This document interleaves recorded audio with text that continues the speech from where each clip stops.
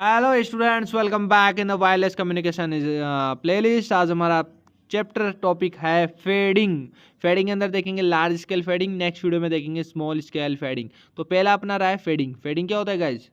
Fading देखो, आपका जो है एक डिस्टेंस है, ठीक है, जो भी आपके ट्रांसमीटर है, कोई भी एक रिसीवर है, ये टी है, ये आर है, उनके बीच में एक डिस्टेंस है डी, और उसके बीच में फेडिंग एक ऐसा फिनोमिना है जिसमें आपकी स्ट्रेंथ और क्वालिटी का जो आपका रेडियो सिग्नल जो टाइम के साथ में और डिस्टेंस के साथ में जो आपका स्ट्रेंथ और क्वालिटी बदल रही है सिग्नल्स की, वो आपका फेडिंग होता है। समझ गए? तो आपकी जो स्ट्रेंथ एंड क्वालिटी टाइम के साथ और डिस्टेंस के साथ बदल रही है, हो सकता है रिसीवर इस बार यहाँ आ जाए या फिर यहाँ आ जाए, तो आपका जो होगा यहाँ पर स्ट्रेंथ अलग होगी उस वक्त में और क्वालिटी सिग्नल की अलग होगी। तो that thing is fading. Fading is caused by the variety of the factors. बहुत सारे अलग अलग फैक्टर्स के द्वारा होता है, इंक्लूडिंग मल्टी पाथ प्रोपेगेशन, यानी अलग अलग पाथ के थ्रू आप रिसीवर को सिग्नल्स मिल रहे हैं। फॉर एग्जांपल यहाँ से यहाँ पर जाना है तो एक तो डायरेक्ट गया, एक ही आपका ग्राउंड है सपोज करो, तो यहाँ से रिफ्लेक्ट करके ऐसे गया, तो अलग अलग वे के थ्रू जा रहा है। तो that is multi path propagation. And the movement of the objects, यानी कि रिसीवर जो है वो अलग अलग अपना जगह बदलता जा रहा है। लाइक आपके हाथ में मोबाइल फ़ोन है और आप चल रहे हो अलग अलग जगह, तो आपका रिसीवर का जो सिग्नल्स है वो वेरी करता रहेगा, क्योंकि आप मूवमेंट कर रहे हो। तो movement of the objects in the transmitter path, that is your fading. रटने की ज़रूरत ही नहीं है, बिल्कुल सिंपल, आपको समझ में ये आ गया तो आराम से आप खुद के अकॉर्डिंग लिख के आ सकते हो। अब इसके अंदर दो टाइप बताए, तो लार्ज स्केल फेडिंग, एक है small scale fading. Large scale fading क्या है? Basically, it is a phenomena that occurs when the signal and the strength decreases over the long distance। जैसे जैसे डिस्टेंस बढ़ती जाएगी एंड उसी के साथ में क्या होगा बताओ, उसकी आपकी स्ट्रेंथ होगी सिग्नल की, वो डिक्रीज हो जाएगी। Large scale fading is slow varying phenomenon, meaning that it changes over the time scale of the seconds to minute। seconds to minute जब टाइम चेंज होता रहता है तो उसके साथ में इसमें भी चेंजेस देखने को मिलता है, बट ये स्लो वेरिंग फिनोमिना है, इतना ज़्यादा इफेक्ट नहीं करता है टाइम के साथ। नाउ इसी के अंदर देखो, लार्ज स्केल के अंदर दो चीज़ है, एक तो है पाथ लॉस, एक है शेडोइंग। पाथ लॉस क्या बोल रहा है भाई? पाथ लॉस देखो ये क्या बोल रहा है यहाँ पे। पाथ लॉस ये बोल रहा है कि आपका ट्रांसमीटर से जो सिग्नल जा रहे हैं, ठीक है, ये ट्रांसमीटर है, ये रिसीवर है, जो सिग्नल यहाँ पे आप जो भेज रहे हो अलग अलग, ठीक है, अब जिस पावर से यहाँ भेज रहे हो क्या उसी पावर में यहाँ रिसीव हो रहा है। हो सकता है बीच में बहुत सारे ऑब्स्टेकल हो जिससे यहाँ कम पावर मिले, जितना आपने इतना जितनी पावर ट्रांसमीटर की तरफ है उतनी रिसीवर पे नहीं है।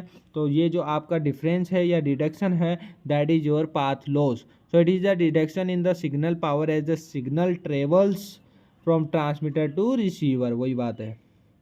इस पाथ लॉस को निकालने के लिए अटेन्यूएशन इक्वेशन होती है जो आपके अलग अलग फैक्टर्स पे काम करती है। नाउ अगर मैं बात करूँ पाथ लॉस को आप मिटिगेट भी कर सकते हो। क्या करना है उसमें? आपको ट्रांसमीटर पावर की पावर इंक्रीज कर देनी है using the directional antenna and reducing the distance between the transmitter and the receiver. कैसे बढ़ाओगे पावर? आप इनकी दोनों की डिस्टेंस पास में ला दोगे तो बहुत अच्छा सिग्नल्स आएंगे, ठीक है।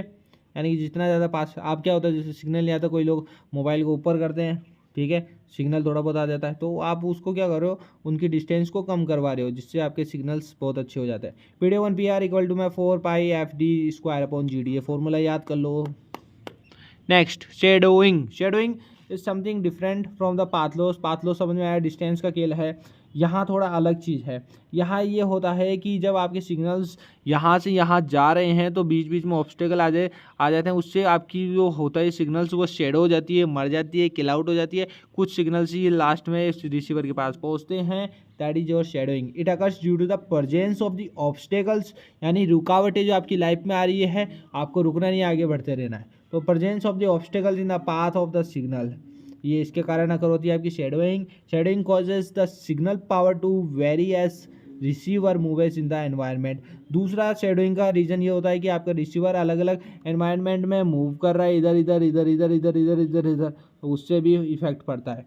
Shadowing is a slow varying phenomenon, क्योंकि हमारा लार्ज स्केल फेडिंग का ही तो ये टाइप है, तो ये अगर स्लो वेरिंग है तो ऑब्वियसली ये भी स्लो वेरिंग ही रहने वाला है। तो आप ये वाली लाइंस जो इसमें लिखते हो वो भी इसमें इंक्लूड कर सकते हो। अगर आपके पास कंटेंट कम है लिखने को तो ये वाली लाइंस इसमें लिख दो, इनकी लाइन से इसमें लिख दो, एज यू विश, बस आपको तो पेज बड़ा करना है एंड डेटा को वहाँ पर अच्छे से लिख के आना है। अगर आपको याद ना हो उस केस में बता रहा हूँ, इसकी थोड़ी लाइन इसमें लिख दो, इसकी इसमें लिख दो एंड थोड़ा अच्छे से लिख दो बस, ठीक है। Shading is slow varying phenomenon and affect all over the received signal power. तो इसके अंदर अलग अलग चीज़ें हैं शेडोइंग में। वेराइटी स्ट्रेटजीज अपन अप्लाई करते हैं, बैलेंस प्रोसीजर्स अप्लाई करते हैं, पावर कंट्रोल स्ट्रेटजीज होती है एंड द ट्विक प्रोसीजर्स होते हैं। तो ये था large scale fading. Next video जो है बड़ी कमाल की है, please guys watch that video. Small scale fading बहुत ही अच्छी वाली वीडियो है ये, स्मॉल स्केल फेडिंग बहुत अच्छे से पढ़ा है एंड मिलते हैं वहीं पर ही, देखते हैं क्या करते हैं। Okay, thank you so much, share this video and play list. जय हिंद, जय भारत।